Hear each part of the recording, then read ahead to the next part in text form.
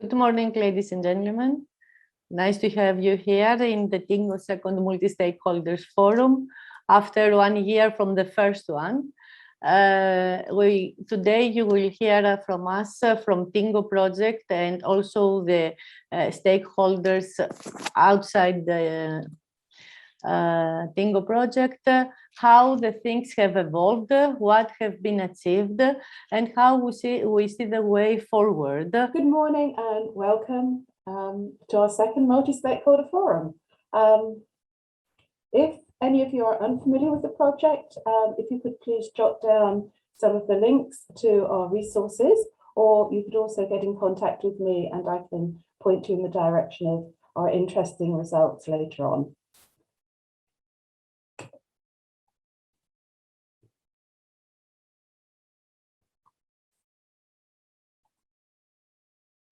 So, as Elena said, this is our second multi-stakeholder forum. We're now towards the end of the project.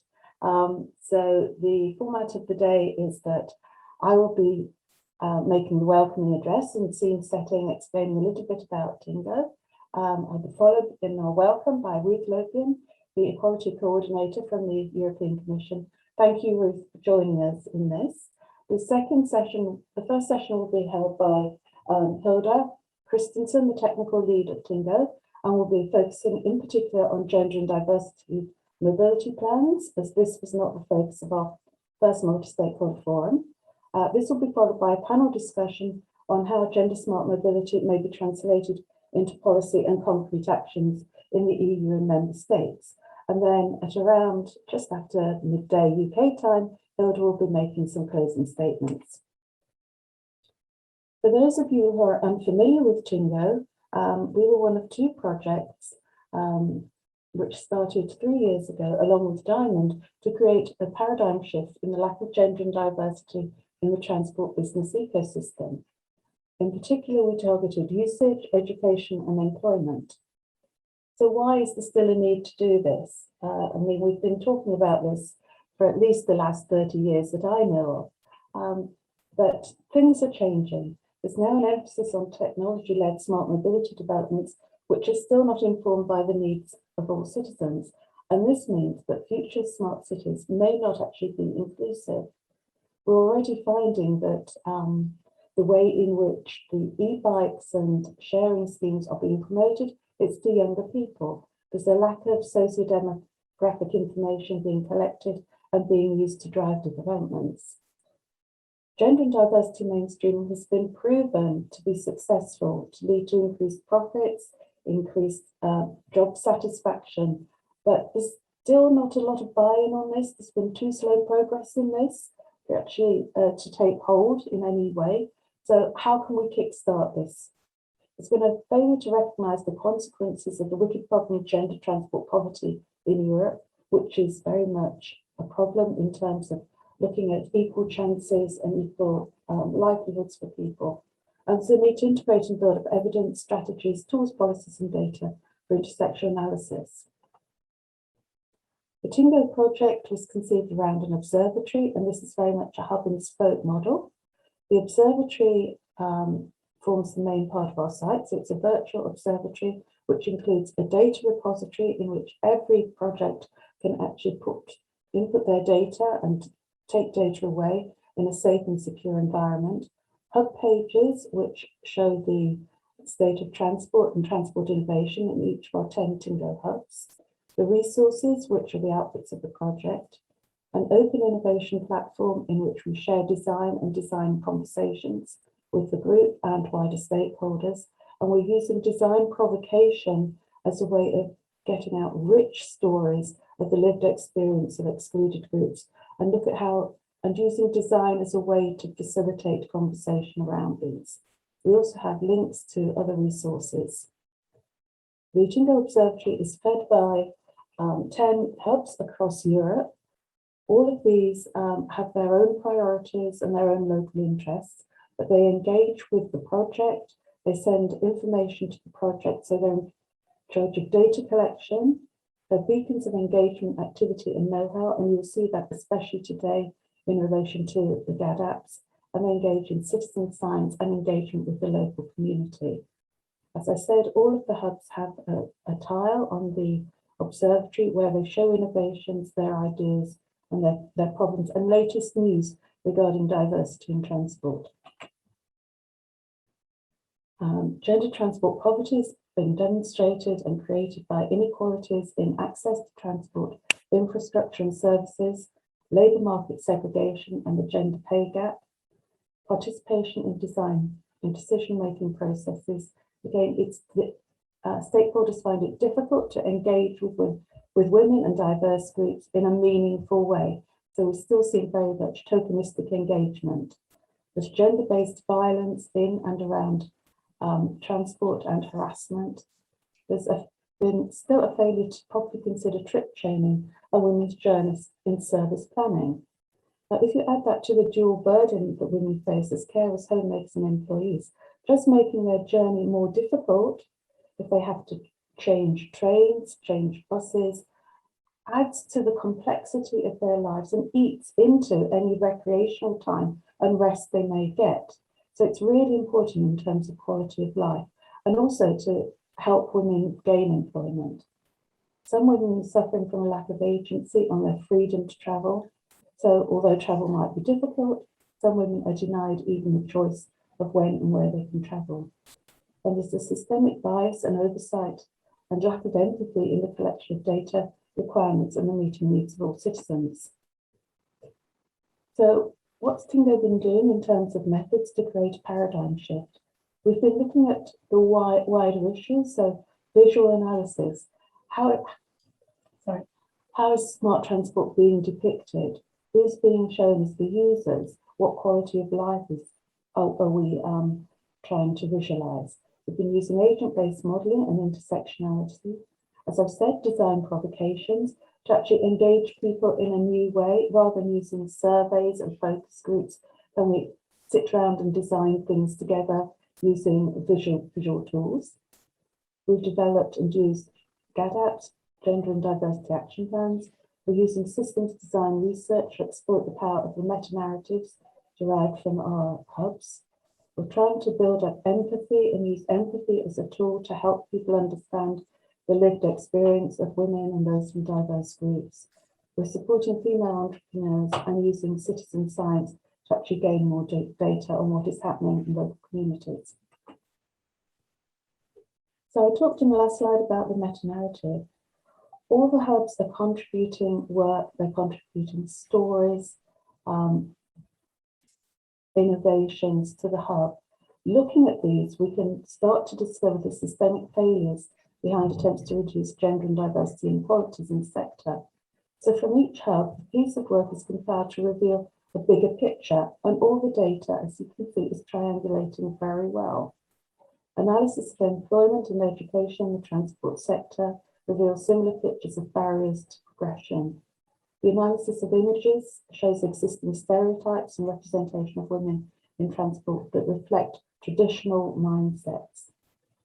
The data being collected still shows a lack of attention to socio-demographic variables.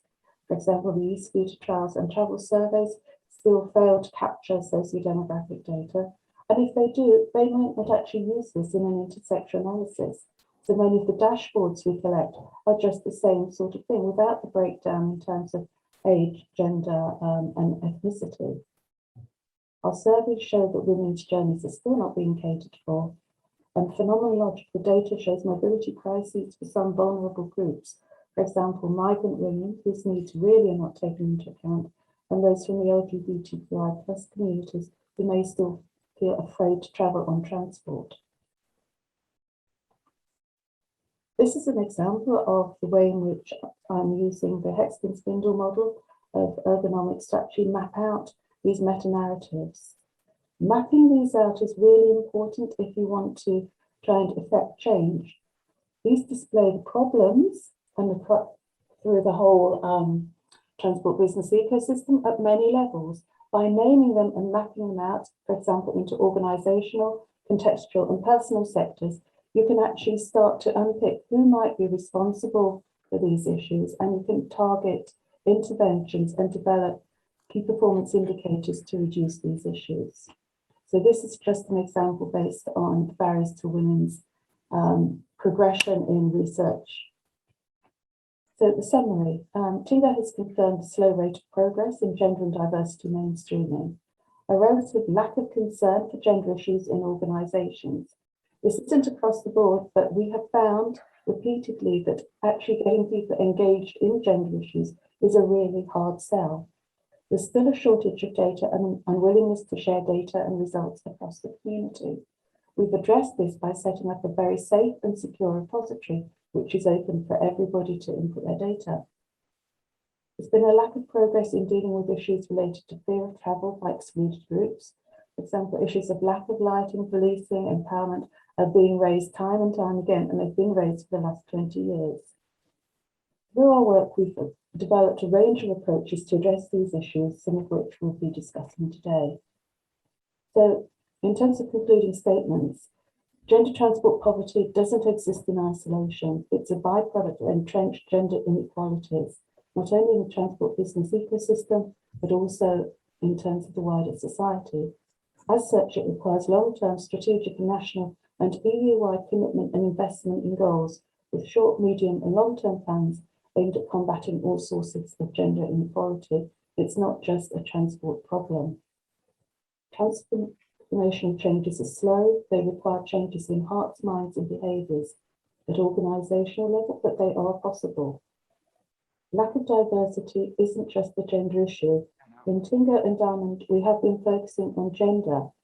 And I think it was assumed that the success we've had in improving gender diversity could actually be transferred to other groups. So looking at lack of diversity in terms of ethnicity and disability, this isn't happening.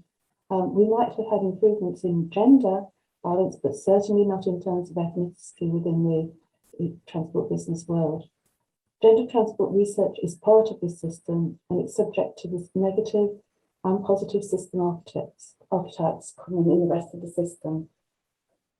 So thank you for this. We'll now show how the TINGO hubs have used gender and diversity action plans to affect change at organisational and local levels. And hopefully I'll now be passing over to my colleagues to start session 1, which is focusing on gender plans, gender and diversity plans and what lies ahead. So over to you, firstly though, over to you, Ruth. Sorry, Ruth. Hi, you can stop sharing your screen, Andre. Yeah. Thank you. Thank you for this discussion in the beginning for TINGO. It was a good overview of what has been happening 3 years now. And I asked Mrs. Ruth Lopian, a quality coordinator and policy officer in the Commission in the General Directorate Mobility and Transport, to tell us a few words about their work in equality in the Commission. Ruth, the floor is yours. Thank you very much. And can you hear me first? Yes, just yes, to check. perfect. Okay. Yes, perfect. Very good, because some things have gone a little bit astray before. Yes, thank you very much for having me at this meeting. I think it's a perfect start also to launch the Mobility Week, which has started in Brussels today. And when cycling to the office this morning, actually I still feel like a minority as a cycling woman, and this brings me to my little introduction of this meeting. There are still too many actually who think that transport is gender neutral, with a street or a means of public transport serving all users equally. And a lot of research has already shown us that this is not the case, and that women and men have different needs and restrictions when using transport and also transport infrastructure. And to ensure that transport is smart, efficient and sustainable, we need to consider these differences to adequately meet the demand of all users in all their diversity. The European Pillar of Social Rights Action Plan has recognized transport as an essential facility, which is providing access to employment, education, health facilities, and leisure. And it goes without saying, of course, that women need equitable access to transport, also to be able to access work. However, transport is currently often not serving women well, notably in view of their specific travel characteristics and particular needs that Andre has already mentioned in terms of time of travel, trip purpose, route or trip chain and travel distance. And this also influences, of course, the mode of transport they choose and the number of trips they make. The COVID-19 crisis has not only shown, but cemented the fact that women still shoulder the larger share of unpaid care work. And this has also been proven by the research work of the International Transport Forum and the EIGE, the European Institute of Gender Equality. The Commission is, of course, also fully aware of the need to take further steps to ensure gender equality and gender mainstreaming in all its policy areas, not only limited to transport. And this is what our President, Ursula von der Leyen, who has put equality and in particular gender equality on top of her political agenda, has emphasized only yesterday again in her State of the Union speech in Strasbourg. Initiatives to implement the gender equality strategy, which was adopted in 2020, are in full swing.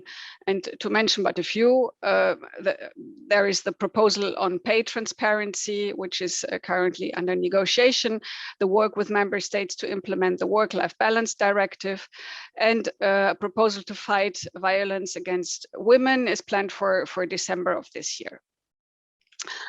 The smart and sustainable mobility strategy that the Commission adopted last December also reflects this by committing to applying equality mainstreaming to all policy, to all transport policy and other initiatives. And a recent example on how this is put in practice is our work on the Trans-European Networks revision, and also the new urban mobility framework, which will include a chapter on inclusiveness. And to help our colleagues, especially in DG Move, to apply equality mainstreaming in their daily work, we have just adopted an equality mainstreaming work plan, which shows in a more practical manner how to do that in daily work. In addition, the drive for change does not always have to come from the top or through regulatory intervention. As you all know, the Commission has already launched a number of practical hands-on initiatives to increase notably the number of women in transport jobs. Our most prominent action in that respect is the Women in Transport Platform for Change, which is an online platform that brings together different transport actors, companies, professionals, academics, and member states, and allows them to exchange good practices and information on specific actions to notably improve the share of female employees in transport professions. This is because we think that having more women in transport jobs, especially also in management positions, is expected to have a positive effect on integrating women integrating women's needs in transport. And in view of an aging workforce which lacks diversity, transport companies can actually no longer afford disregarding half of the talent pool. To help this, we have also launched a number of studies. One study on rostering and staff scheduling will identify good practices to ensure better work-life balance for transport workers. And this will, in the end, of course, benefit all workers, not only women. Another study is analyzing the social impacts of the transition to digitalization and automation, and it will provide recommendations on how the workforce can benefit from this digitalization and automation. And in order to fight gender stereotypes already at an early age and to show career perspectives in transport, we are also currently finalizing educational school toolkits for primary and secondary school teachers. And looking at the user side, we have also launched a new study which will analyze the needs of all categories of transport users in all their diversity to make transport more reliable, accessible, and affordable. And for all this, we need, of course, the support of reliable data in order to further identify the needs of different transport users and workers, and to assess the impact of policy decisions and to address inequalities in accessing transport. As Andrea has mentioned, relevant data on women and girls in transport is still scarce. And as a result, the transport offer remains incomplete and inefficient. And a number of misconceptions are still persisting. Therefore, the need to collect relevant and representative data on gendered behavior in transport, but also to use such data in transport and infrastructure planning has now been overwhelmingly recognized. The call for data has only recently been emphasized by the European Economic and Social Committee, which is preparing an opinion on including a gender perspective in the European Green Deal. And also the European Parliament's FEM committee, the Committee on Women's Rights and Gender Equality, has highlighted the need for high quality tools for data collection and analysis in its opinion on the sustainable and smart mobility strategy. Concluding, I would like to emphasize that while women have as much a right to transport as men, there is still unconscious and conscious bias, and therefore transport decisions and also investments are still skewed more to things that are more important to men. And this will continue until we have a stronger evidence base. The data is missing not only in transport, but also in many other sectors. And the COVID-19 pandemic has highlighted existing shortcomings and underlined how little we actually know about women's travel behavior. To fill the data gap, a number of initiatives are ongoing, of which TInnGO's approach towards gender smart mobility is one. And therefore, I'm very much looking forward to your presentation on how research can help making transport policy more inclusive and more accessible, and especially what progress has been made with TInnGO to underpin that. Thank you very much. Thank you, Ruth. Listening for the things how policy can be helped by research. We start our first session with shifting from gender action plans to gender and diversity action plans, and of course what lies ahead.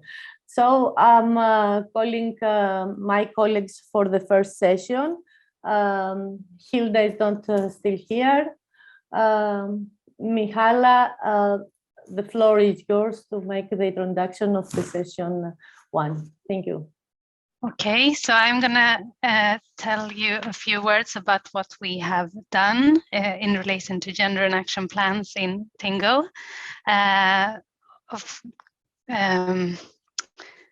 Of course, we thought that Hilda was gonna start introducing this work. So this is gonna be like, I will move directly into the GADAP work without introducing it that much, but I hope that you will follow us anyway. Because I'm going to talk about how we actually work very concretely with gender and diversity action plans. And we will also present some presentation of the actual work of some of the hubs that are present now in this panel. And we will also talk about later on some lessons and success factors from working with gender and diversity action plans. So gender and diversity action plans is, you can say, an integrated planning tools that include gender equality within a project, an organization, or a community. And it's a method that it's based on other methods used in gender equality work, which you can read more about, for example, on the EIGE site. And EIGE is the European Institute for Gender Equality. So to say a few words about what the GADAP works aims at, it aims at develop or deepen the understanding of an issue of gender and diversity within an institution, a municipality or similar. It also aims to ensure that policy programs and activities that these kind of institutions does include gender and diversity perspective. They can also be used to promote the considerations of gender and diversity issues at different policy levels. And of course, above all, it's about supporting people in achieving a sustainable everyday life and a diverse group of people. So more specifically, what we have done in TInnGO is that our national hubs have produced 11 different GetApps within their specialist areas. They have all, or we have all done workshops with stakeholders, and we have, based on these workshops, developed action plans and tested and developed gender smart indicators. So I will get back to what that exactly means soon. But I want to say that we see this work actually as quite groundbreaking, since we develop and test a methodology, and we know that in the transport sector, we don't have a systematic way of working with gender and diversity in action and systematically. So this is a very important step to actually have tested the same methodology in different settings. So that is, of course, one of the groundbreaking things. And secondly, we have also initiated a process of change in the transport sector through this work. So in that respect, we are moving towards game change, I would say.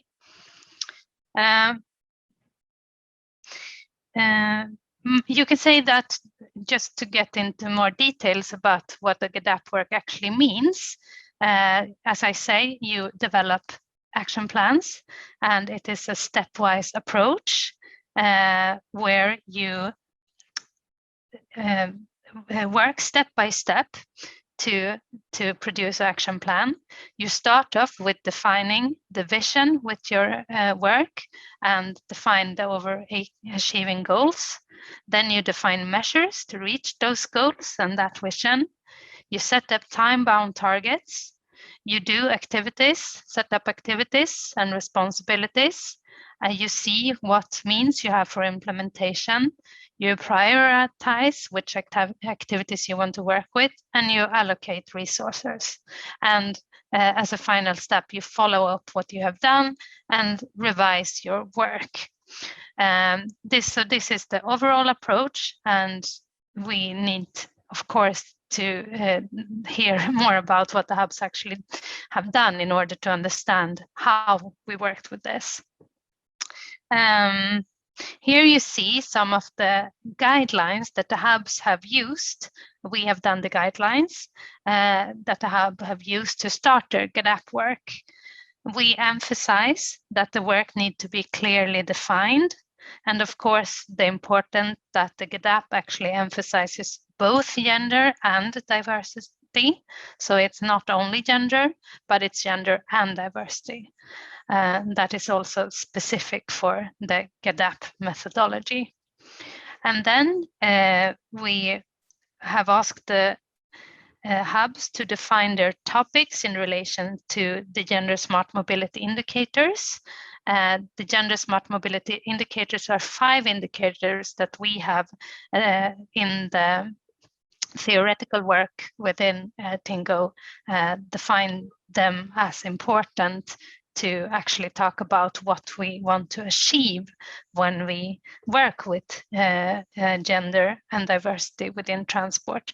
So what we want to do is to make sure that the transport sector within specific areas is affordable for everyone, effective for everyone, attractive for everyone, sustainable for everyone, and also inclusive. And for everyone, we talk about diverse group of citizens. But in practice, we have asked all the hubs to see, okay, if you work with, for example, bike sharing that I have done, how can bike sharing be developed so that it is affordable, so it is effective, and so on. And these gender smart indicators must, of course, relate to GetApp in focus, as in the example of bike sharing. And just to say something about what we actually have done, we have 11 good examples of GetApps, and I'm just going to mention very briefly the areas that we have been working with. In Romania, they have worked to promote and implement gender equality in transport employment. In Spain, they have worked with the GetApp for equal opportunities and internal promotion and accessibility to different positions in the railway sector. In Lithuania, which we're going to hear more about soon, they have worked to attract more women to choose transport-related studies. In Denmark, we have worked with bike courses for ethnic minorities in order to ensure that biking courses include and benefit everyone in the target group. In Greece, we have worked with supporting gender mainstreaming in the area of policy making, planning, and design in local and regional public transport. In Germany, and Kathleen is here to tell us more about this work in detail, but in Germany, they have worked to promote and strengthen gender and diversity sensitive participation in public transport planning processes. And Italy, we have worked with shared mobility services in relation to sustainable urban mobility plans. In France, and here Luc will tell us more in detail about the French work. We have worked with women's safety in transportation, including micromobility solutions. In Sweden, I have worked with bike sharing to explore how stakeholders can use bike sharing as a way to improve gender and diversity. And finally, in Portugal, they have worked with mobility services in order to reach an accessibility and social inclusive transport system in Lisbon. So if we look at all this work, we see that we have touched on very different areas within the transport sector. We have worked with public transport, we have worked with education, we have worked with micromobility, we have worked with safety issues, and so on. So we actually think that, as I said, using the same methodology to try in different settings, we can actually both develop this GetApp methodology as a new novelty and also have actual impact on the gender and diversity work. So with that said, I want to give the floor to the hubs that can give more specific information about how a GetApp work can be performed. I'm sorry, I think we have Hilda with us again. Maybe Hilda, if you are able just to say a few words before the hubs present the actual GetApp work, I think that would be a good idea. Do we have Hilda? It seems connected, but I don't know. No, now she's out now. She's out. Okay, then let's go directly to the Let's hubs. go. Let's hear Luc Berman about this, and we'll try to connect with Hilda in an instance.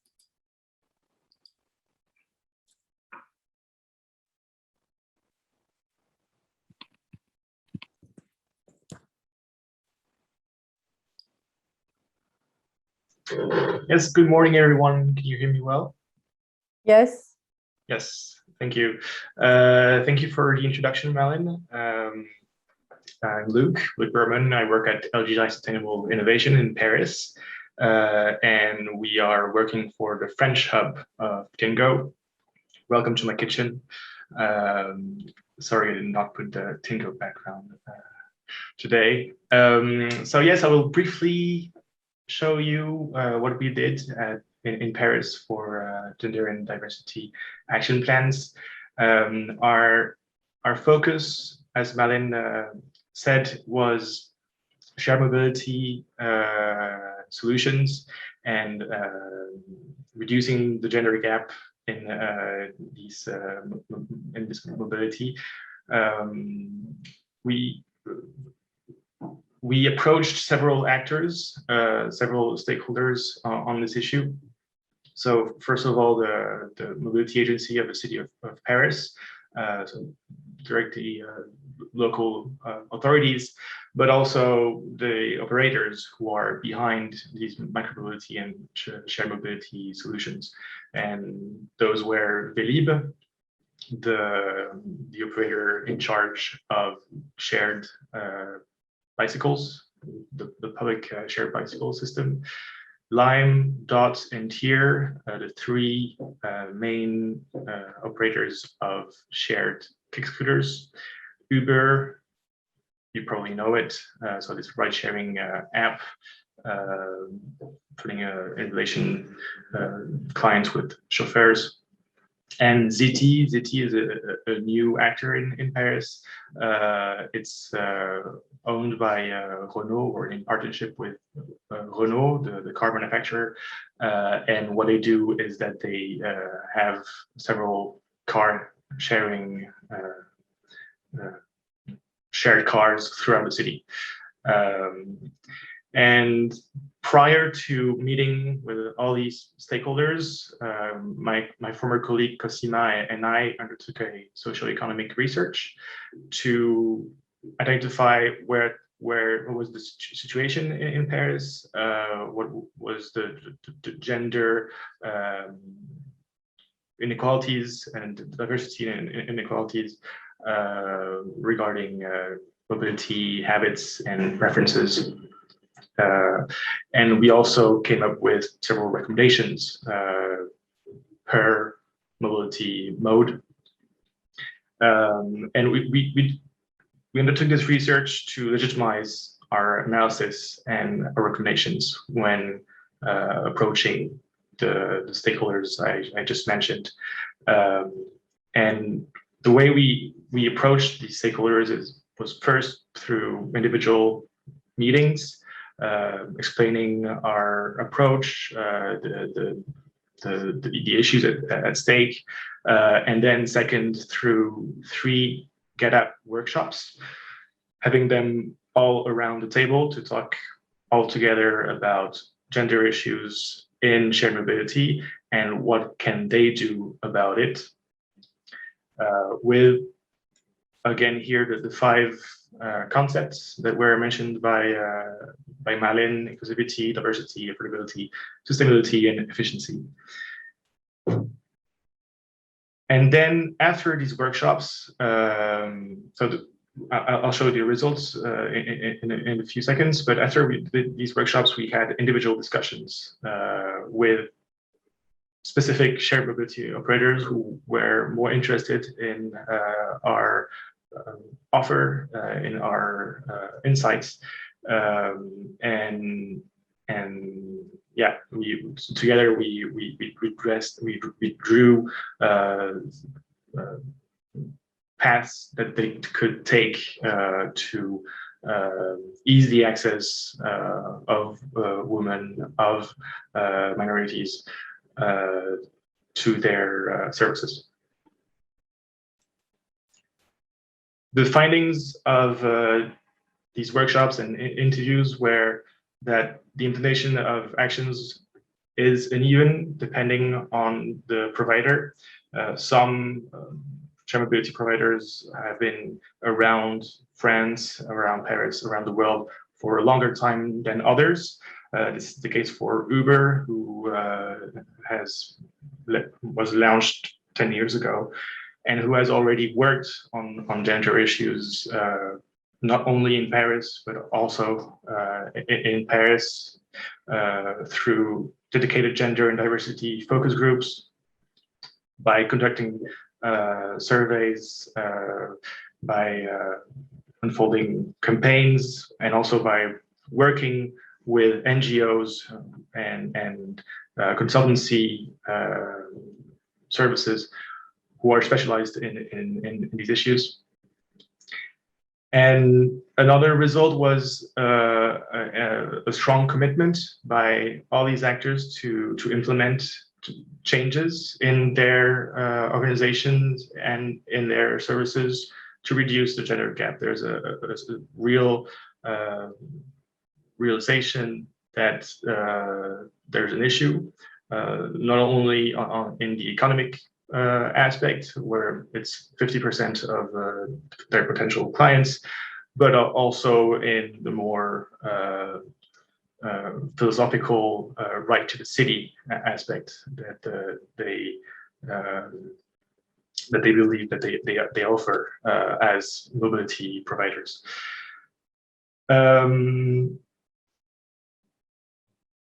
Together with these stakeholders, we addressed, we listed several concrete actions that they could implement to reach these 5 principles that Malin explained. I'm not going to go through all of these actions individually, but you can find a detailed report of these discussions online on the TInnGO website.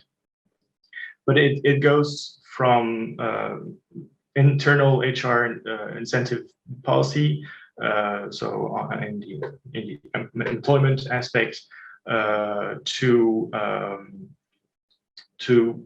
providing psychological and legal support to victims of violence. So it's a wide range of solutions. And as a conclusion of our work with shared mobility providers, I think what was very clear is that there's a strong necessity to work with operators on a one-to-one basis in order to address their specific challenges. There's also the need to work with local authorities to intervene in the realm where they are abilitated, where they are acting. So in the case of Paris, we put the operators in contact with the city of Paris to work in the refurbishment of public spaces to include the gender aspects. There's also a need to work with local associations who are already active on these issues because they have an expertise and they can bring a real added value to the services of these operators. And finally, one aspect that was highlighted throughout our discussions is the necessity to broaden the collaboration between mobility stakeholders on the issues of equal access, so that it's a common objective, and so that they can exchange resources and good practices. Thank you. That will be it for me. If you have any questions, I think there's a Q&A after our panel, but I'll be happy to answer these questions.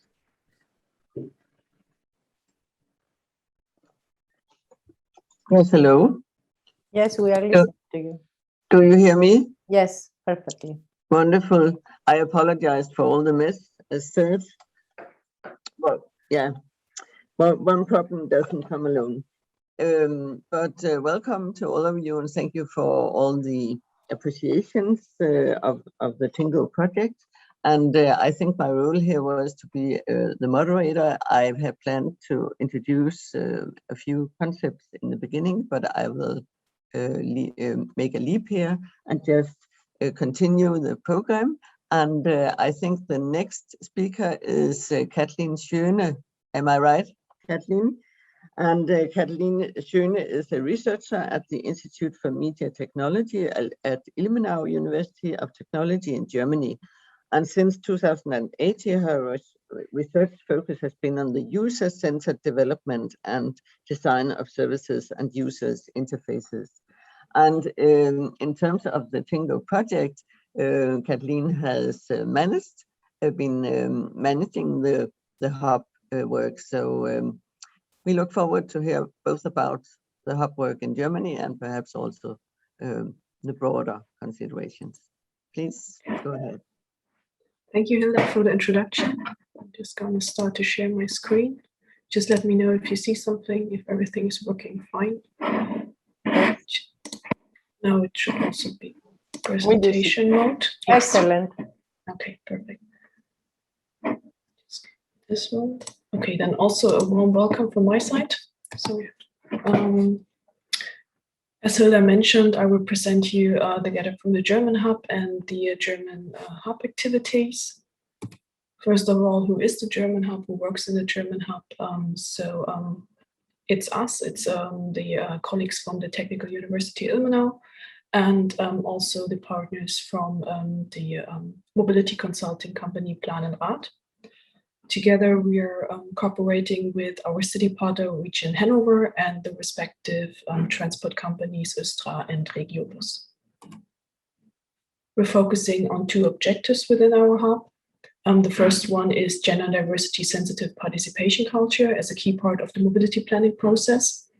Therefore, it's important that stakeholders need to know how to develop new services, systems, and infrastructure in a gender appropriate manner to ensure the attractivity of public transport. And it's also needs to be considered the needs of the different user groups like young and elderly women, people with disabilities, people with migration background. And in this way, we can provide equal opportunities and access to public transport or gender-sensitive mobility information and participation. Our second objective is the gender-sensitive mobility data for mobility planning. What we see so far is that the necessary data is often collected but not evaluated separately for gender-specific mobility issues. So that's why we're exploring and hopefully further developing methods of collection, evaluation, and the type of gender-specific mobility data. Now we're jumping right into the cooperation with our city partner, Region Hanover. As you can see here, they started a new bus line, I think in the end of 2019. This bus line is operated by Regiobus and Östra, and the bus line connects the city of Hanover with the surrounding communities. This bus line is called Sprintar, and it's focusing on environmentally friendly and accessible vehicles, high service quality, and it offers free wireless LAN, USB charging connections, and digital passenger information. So we have the luck or the very good support from Hanover and can use this bus line as an active example to test. And so in several workshops and meetings, we try to figure out what will be our goals in the scope of our GETA. And therefore, we defined 3 goals. The first one is to increase the awareness and sharpen the profile of this bus line. And of course, improve and develop the Sprintar services and the offers through user participation, because that's our focus in the hub. And true to the motto of the region, our bus is our region, Sprintar is intended to contribute to the growing sense of togetherness, of the community feeling of the people along the Sprintar lines. So with these 3 goals, we're trying to address the already mentioned indicators, smart indicators, but I will talk about that later. Just to give you an insight, what we're planning, what we're doing, we're designing an OpenStreetMap-based participation tool that can be used by the passengers via their own smart devices, just like smartphones or tablets. And it works that way that if you're on as a passenger at the bus station, you just can use your smartphone, scan a QR code that is provided at every bus station. Then you will be located on a map, as you can see here on the right side. And it shows you some special things that are around this bus station that are cultural, good for the region, or maybe also just something to shop or whatever is significant for the region. Then it provides you with a selection of challenges that you can choose one, or if you want to repeat this question, also 2. Then you get to show some questions related to this challenge, and you can rate the bus stops, the vehicles, and other aspects of the trip. If the passenger wishes, he can also take a photo and upload it. So that is added to a gallery on the website of the Region Hanover. That is this community factor that I was mentioned before. And you can also just complete these tasks, this challenge, or you can add another rating for another bus stop. So for example, if you're going on board of the bus, then you can rate this bus stop. And then if you're leaving the bus, then you can rate this bus stop too. It's the choice of the passenger. And at the end, the passenger has the opportunity to win a prize. What that prize will be, it depends on what other cities or what our city will provide. So it could be vouchers, it could be goodies to pick up. That's up to the cities or the transport companies. So now, what are these challenges that I talked about? These are challenges on gender and diversity topics, which can be flexible provided by the transport operators. So that means it can be a lot at the same time, but it also can be in a row. So you have 1 week this challenge, the next week this challenge. And it can the passenger can select which challenge he wants to participate. The challenges that were defined together with the Region Hanover based on their offers from this Sprintar bus line and based on our smart indicators were the topics just like traveling with kids, traveling with luggage or shopping bags, passing the time on the journey. So what are you doing when you're driving long distance? Then discover your surroundings. So what's outside the bus, what you can see. And also some topics just like if you're taking the bus, the bicycle with you on board of the bus. So different topics, and they can be expanded, and there can be a lot of other things. So just for the start for our activities here in the German Hub, we choose some of these activities. With regard adapted to these respective challenges, there are questionnaires that will be that you can access via your this tool that we developed. And then there will be questions with regard to mobility restrictions. Do you have enough space? Do you have a good overview? Can you access easy, especially when you're on your way with a luggage or with a pram or with a lot of kids or whatever? Do you feel safe? It is enough time to get in and out of the bus. Would it be better if there would be some sort of assistance? So there's so many things that you can ask, and with these challenges, you don't have to provide one extremely long questionnaire and ask everything.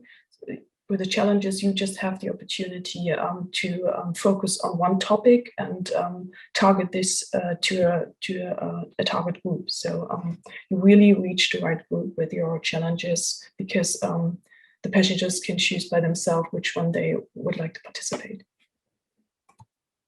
But just one comment to this. Because of COVID, of course, we also were slowed down with it because we couldn't encourage the passengers to participate in these challenges and say, yeah, go out there and use buses and public transport. But we hope that we can catch up in the next weeks. Just a short mention of our other hub activities. So we're also focusing on gender and diversity sensitive design of social media appearance of public transport companies. Therefore, we did at the beginning of last year an analysis of 6 German and 10 international public transport companies on Facebook, on Twitter, and so on. And we analyzed how or if they even use UI-related gender and diversity sensitive social media elements that are important when you're using text, when you're using images. So are they understandable for everyone? Can everyone follow them? Then also, if they use content-related gender and diversity-sensitive elements, so that means are they using gender-sensitive language or easy language even, or if they're using a photo, is it good with contrast, and so on and so on. And participation-related gender and diversity-sensitive social media elements, that means are they trying to push forward a sort of exchange with the users? So are they commenting comments of them, or are they allowing to vote on certain topics? So the result was a bit disappointing, to be honest, because we just find out that the most of the transport companies use social media in a form of ticker function. So just saying, okay, today this tram is not driving or whatever, but not really for subsequent information and also not for an exchange. So this potential of network, it's hardly used there.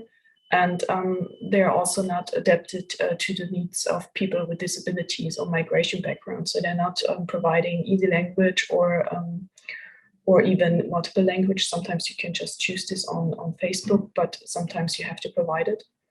And yeah, so it was a bit disappointing. And we also publish these information. So you see here on the left that a paper that you can access. So if you're interested in these results, feel free to look at it, to look it up in online.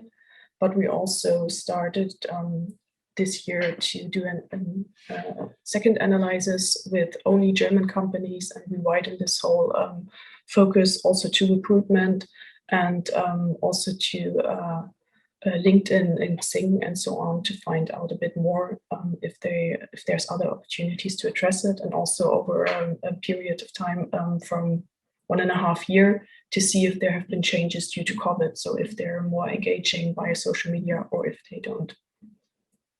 We keep you updated with that. So at the latest, at the end of the project, we will have a report on that. And so to summarize it, as Luke did before too, we try to match our activities with the smart gender smart mobility indicators. So that means that we looked in what way or to what extent are our solutions affordable. So with regard to the OpenStreetMap based tool, but also to social media, it's quite easy to tell because it can be used with technologies and devices that most people have and use, e.g. the smartphones. It's free of charge for passengers and it's minimal cost for providers, for staff and maintenance. So even the OpenStreetMap tool, if it's once installed, then it's easy to maintain. So it's just the initial cost, but then not much cost afterwards. The solutions are attractive in a way that social media is attractive in itself as a communication, but also as an exchange. It has a playful character that's related to our challenges. So you can win prizes, but you also can choose certain topics and can exchange photos of your activities during this challenges. So that's a bit playful and hopefully attractive for the users. It makes the passenger's voice heard.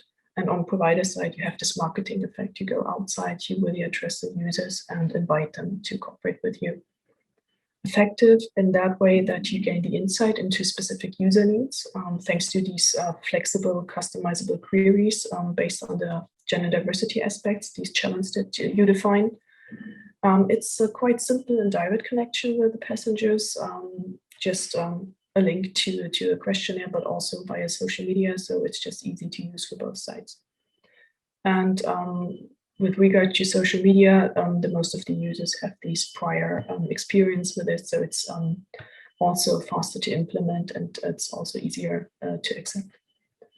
Inclusive, here we have to be honest, the OpenStreetMap tool might not be as inclusive for everyone, because some of the passengers don't have their own devices, or maybe it's also hard to use it for them. So we're trying to provide alternatives for this with our Open Innovation platform. There we provided some ideas, some design ideas of devices that are installed in bus stops or maybe also in vehicles. So please feel free to have a look at these design ideas and comment on them on the Open Innovation platform from Tingle, just follow our website. And here regarding social media, it's inclusive if you're providing easy language and everything, if you're trying to have in mind all our elements that we have been analyzing in our paper. And it will raise, of course, the awareness for these issues on both sides. And sustainable, it's pretty easy to implement. It's programmed, the street map, so it's good to use. And if you combine it, just like us with WordPress, it's also easy for the providers to maintain it and to regularly provide updated questionnaires. Yeah, and for the user side, there are no costs, so that will increase the acceptance, of course. Yeah, I hope I could give you a good insight in our activities and how it matches with the smart indicators and with our goal of the Tingle project to push forward gender diversity sensitive smart mobility.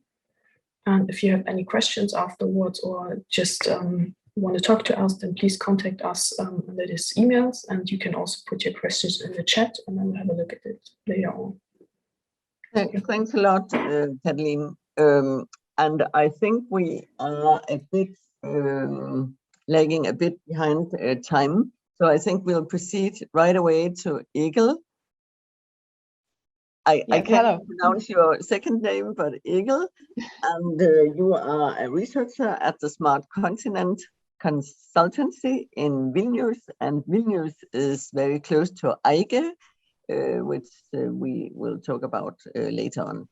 So, please keep your questions till the end. You will have the opportunity to ask questions there.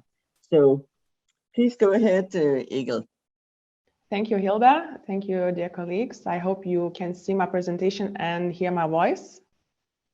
Yeah. Yes, yes. Great, thank you. So right now I'll present our Baltic Hub and the GAD app of Baltic Hub made with the collaboration with one of the technical universities here. So the topics we are working with is obviously education, but we have touched the employment subject as well. Further on, I will explain why and how.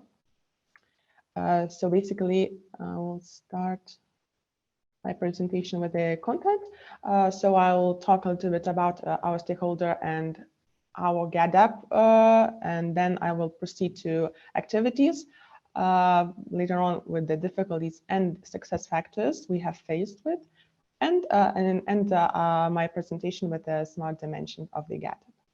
So basically, we are working with one of the technical universities here, including transport branches. So variety of technical and STEM fields are included. The gender aspect we are working with is that the more diverse study environment could benefit to the achievements in the context of studies and transport innovation, as well as more gender balanced future work environment for the graduates. Why we are talking about employment, not only about education. So during our activities with the other education institutions during TInnGO project, we have identified that with the help of the other institutions, we have identified one important aspect of how the young people, young females, could be inspired not to be afraid to become a professional in transport field. So namely the professionals, the positive examples of females being as representatives of transport field, of education in transport field, is seen as the best example, best motivation for young people to join the various fields, for example, STEM fields, transport fields, smart mobility fields. So basically, why we are speaking of that? We are working with the university with an aim, with the goal of the GAD app to attract more women to choose transport-related studies, as well as to encourage gender and other diversity in staff, namely lecturers. Basically, lecturers as being the best example, one of the best examples for the young students in the school to believe in their power to be a part of the employees of the transport sectors, maybe leaders, and so on. The activities where we were taking with the stakeholder of namely technical university, we have discussed various topics. The attraction of female students, which is the primary goal of our GAD app, with the help of the attraction of female staff. The framework of the policy of the new government, we have a policy change here in Lithuania with a new agenda, which can be influenced, which can be seen as an influence to change the gender aspect in other fields as well. And of course, COVID-19 impact. The COVID-19 impact is very strict and strong here, as education science sector was touched very strongly by it. Many institutions were closed. They were working at distance, had online activities, and so on. Specific topics that were performed, for example, data of university female students gathered. Well, this is the measurement of the progress in the long run. For us and the university as well, which will be adapting the gender aspect and our GADAP. Moreover, gender policies of university discussed where they're previously present or not, what could be done, etc. Discussions performed on what communication, what symbols and people, employees, examples could be presented with school students and would bring more gender balance in future university. The possible impact of the COVID-19 to the activities and goals of the GADAP and how to solve it. Maybe there are new activities, new solutions we can use to solve this present problem. And the terms of short and long of the GADAP and its goal were reconfirmed. Moreover, we have faced several difficulties and, of course, success factors during our work. So the difficulties usually, most difficulties were connected to the pandemic, which was communication with the stakeholders. Significant part of the GADAP of the stakeholder should be meetings, career fairs, school campaigns, which were unfortunately limited due to COVID. And this was quite sad, as most of the activities could be done via these activities. I mean, the GADAP topics were quite closely related to these activities that were basically suspended during the COVID. Social institutional difficulties were also seen. I mean, the passiveness of stakeholder, the relevant topic, at least initial passiveness, and lack of the budget. The budget question could be solved during the pandemic because it's not so necessary to invest in the physical activities as visiting various schools, various fairs, etc. However, the passiveness of the stakeholders was the challenge for us to seen as the strongest one.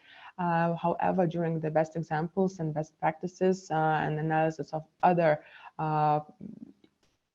examples of other cases, we have seen this one as a positive impact in our stakeholders' mind. The solutions, positive communication with the stakeholder, we were optimistic about our goals. The willingness of stakeholder to share the experience, it means the stakeholder was open to give its opinion, view of point, various data relating to the GADAP. The understanding that the changes are an outcome of a strategic and a long-term dedication. It means that in order to reach certain goals, long-term determination should be present.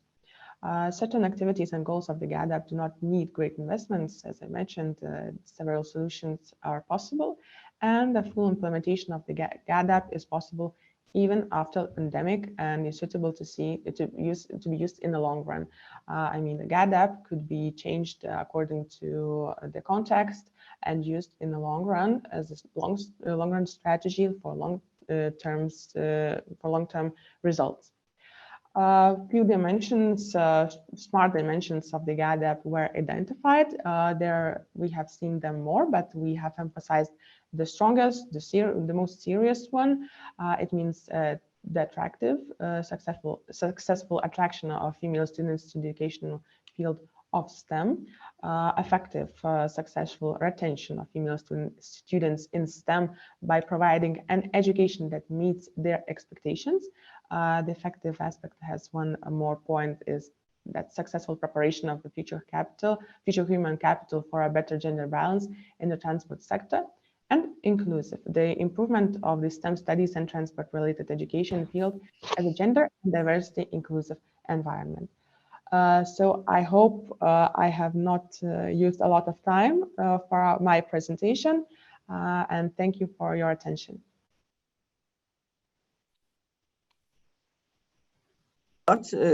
Eagle, for an interesting insight in your hub work. And since we are running late now, I will hand over the word to Mikaela right away. And Mikaela, please be aware of the time. So because I think we would like to have just some questions at the end. Yeah, sorry. I will be fast. And Mikaela, I don't know whether anybody presented you. Mikaela is a postdoc here at University of Copenhagen, and we have been working with transport and mobility for, yeah, I would say decades now. And I think we are also getting a bit impatient about the slow progress and development, even though a lot of things are popping up now. But Mikaela, please go ahead. Thank you, Hilda. Yeah, I will talk a bit about the lessons learned in our work on setting up gender and diversity action plans in the TInnGO hubs. I hope you can see my screen and hear me talking. Yes. So first of all, I will like to emphasize this work as a process, that is a learning process. What we have done in the TInnGO have been to redefine theories of gender action plans and to translate these redefinitions into practice. So the ambitions have been to introduce diversity as a part of gender action plans, mainly by using theories of intersectionality, and to advance existing approaches on how to work with these plans. And this need to advance the approaches is simply due to a very weak implementation of gender action plans in European countries. There already exist plenty of guidelines on how to conduct these action plans, but they most often present a very general or generic work process and appear often to be lost somewhere in translation. Therefore, we had a very strong focus on the process of redefining theory and practice in an ongoing dialogue with the stakeholders that have been involved. And this is in itself a lesson that gender action plans and gender and diversity action plans are too difficult to set up from some very overall guidelines, but need ongoing locally and context-based work.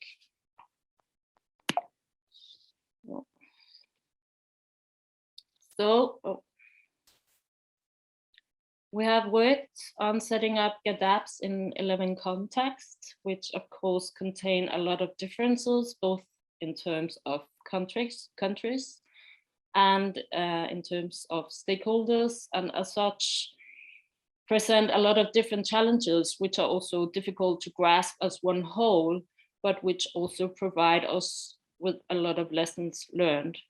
And also it should be mentioned, as several of the hubs already did, that the COVID-19 crisis has set up another challenge, as we have prioritized to work very closely with stakeholders. And as you all know, the transport sector has been seriously influenced by Corona restrictions, which also meant that actions have to be redefined or that stakeholders have their focus elsewhere.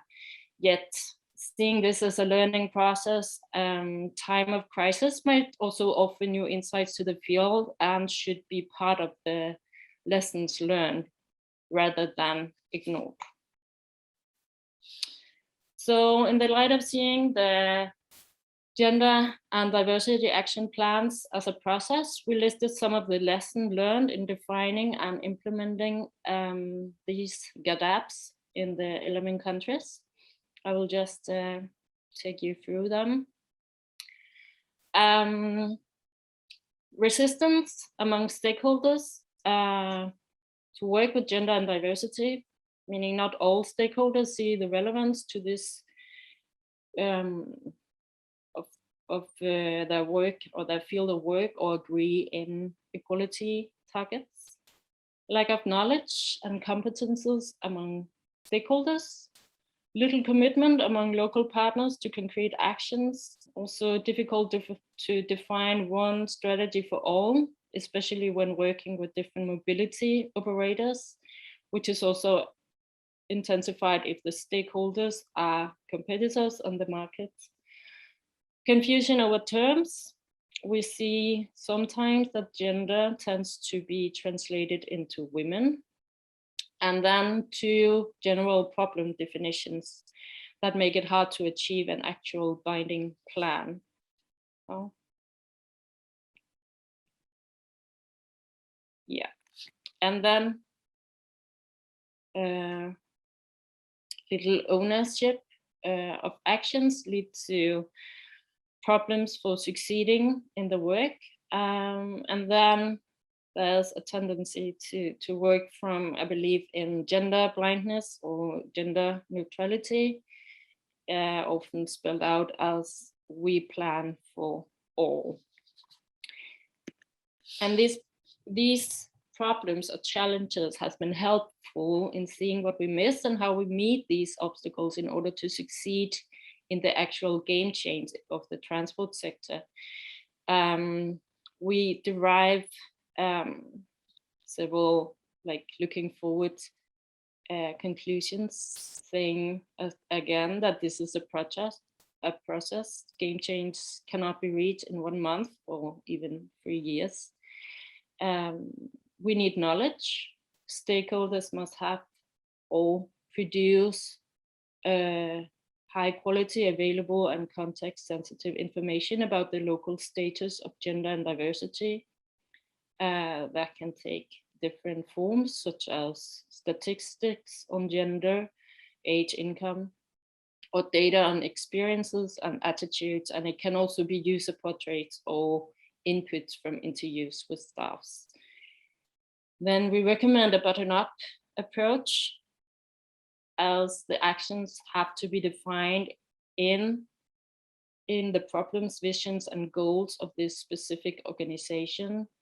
It's better to do small steps than to set up a broad goal of, for example, equality for all, which is very difficult to carry out as an action plan or in an action plan. And also we want to address that this one fits all approach is difficult, as we clearly have to identify the aims of the gender and diversity action plans, and that focus need to be defined and narrowed down in relation to the local context. Don't do gender budgeting, for example, if it doesn't lead you towards the goal. And another crucial experience is the need of expertise, which is very important for the success of the actions, to identify and maintain responsible persons and educate them within gender and diversity. It is important that somebody in the organization have experience in gender and diversity, because what we experience is that the GADAP work will die once the expert steps out. So it's very important that expertise is within the organization. And finally, what was also mentioned by Malin,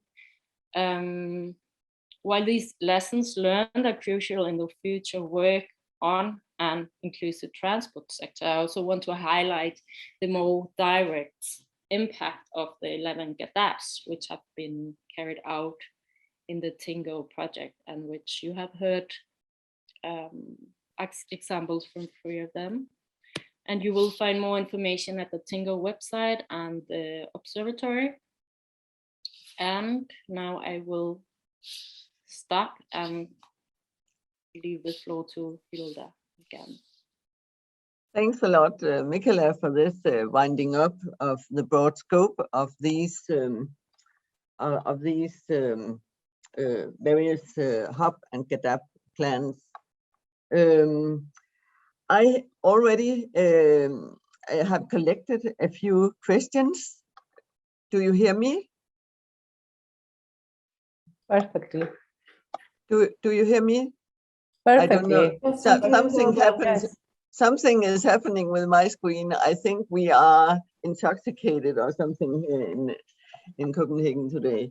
But I have collected a few questions already from the audience, and they focus on the methodology of the GADAP and hub work, I think. And there's a question about, and also on the methodology of applying gender smart mobility as a key notion. Could it be made more efficient? Could the methodology be made more transparent? I think is the question. And another question is, what are your experiences, or could you consider also the prospects of cooperation, setting up partnerships with commercial users in the progress or in the future work of the GADAP and hubs? And a final question is, how do you see the possibilities of upscaling your experiences? I mean, upscaling politically, organizational, but perhaps mainly politically at different levels. So 3 questions here: methodology, commercial partnerships, and upscaling. And I think we'll just open now the floor for those of you who want to step in with your considerations. I can start to say something about the methodological approach and the question about how we can make it more effective. I think what we have tried to do is to make the methods very easy adoptable, so describe it step by step, and we also have a report describing that will be made public. So we really worked on that to show, okay, this is how you do to make it more effective. But I also think that one very important aspect here is that since gender inequality issues are quite complex or very complex and really needs a lot of contextual focus in the setting that we are, that of course we can apply guidelines which can open up for those more qualitative processes. But the point is that in every context you need to do quite a lot of work in order for them to success, as Michaela described in her presentations. So of course we have done our best to make the method clear, but the work needs to be done by the sector and the involved actors, I think. Yes, thanks. Michaela, you wanted to join, to step in? No, I think I think that Florian has been wanting to add a comment for a long time now, so maybe we should leave the floor to him. So who? Look. Florian from the Romanian hub. Yeah, but that would mean that Elena has to make a panelist first in order to that we hear. Elena, can you give Florian access? I have done this. I hope that he will be in. He's not in. No. Any other comments here or considerations? Look, do you have any considerations regarding gender smart mobility and the smart city? We had these discussions. I mean, yeah. I would like to add an insight on the economic priorities. I'm not able to rephrase the question perfectly, but I believe it was a question on do these companies realize the economic, do they conceive gender issues in their economic plans or something? In our case, we dealt a lot with startups, and it's a interesting type of actor, as startups they are constrained to build their business plans on a year basis, or maximum 2 years. Long term for a startup is 2 years. And this is a limit for them regarding gender issues, because many times the people behind these startups are male, coming from a wealthy background. They have studied economics or engineering, and they will try to, they will tend to give a service that is for their own demographics. And gender issues and diversity issues would come later, as their economic model is more sustainable. So they, but they do realize that it's an issue, because, well, it is 50% of potential of their potential client base. And on the political upscaling, one interesting way forward on this would be to have a sort of a European charter on mobility principles regarding gender. So this is something that I saw in Paris between taxi operators of taxi companies and ride-sharing companies. They signed a charter with the French government on gender equality in their services and in their companies. And it's something that could be also done at the European level, with representatives of national governments and representatives of the main association, transport associations, if they could be around the same table and agree on specific principles. Maybe that's a way to upscale the discussion a little bit, and to disseminate the concepts all throughout the union. I agree very much with you, if I'm allowed to be of an opinion here, and I'm sure we will return back to some of these points after the panel here, after the next panel. And now, Michaela, for the last, I will give you the last words here. You're still muted, Michaela. Yeah, sorry. I just want to mention also in relation to upscaling that all 11 GADAPs have been translated into policy briefs. So we also have this focus in the work to reach out and to learn and to reach the political scene. Thank you.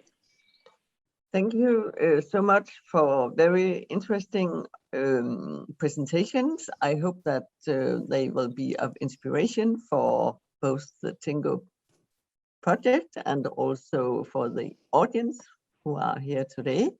And now we will close this session. And I think, Elena, you need to Yeah, I need to make some technical stuff Yeah, to go yeah. to the second Thank you so session. much. Thank you all. Thank you very much. Well done. I just, we want 7 minutes to proceed to the session 2. How gender smart mobility translated into policy and concrete actions in the European Union and member states.